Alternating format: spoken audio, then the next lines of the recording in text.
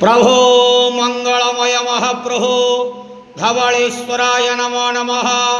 दीपं यदि परं ब्रह्म दीपं यदि जनार्दन दीपहरतु मे पापो पूजा दीप नमस्तुते।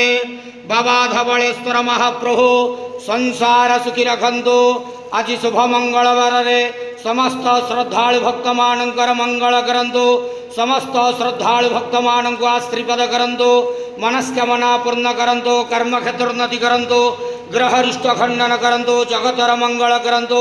विश्वर कल्याण करंतु। आपणकर नाम विख्यात करंतु। सेवकर डाक श्रवण करंतु। समस्त गुआवसा भक्त मानकर मनस्कामना पूर्ण करंतु। बाबा धवलेश्वराय नमो नमः। संसार सुखी रखंतु आनंद गेवार हरि बोलो। आज शुभ मंगलवार रे समस्त श्रद्धालु भक्त मानकर मंगल करंतु आनंद गेवार हरि बोलो। ओम नमः शिवाय।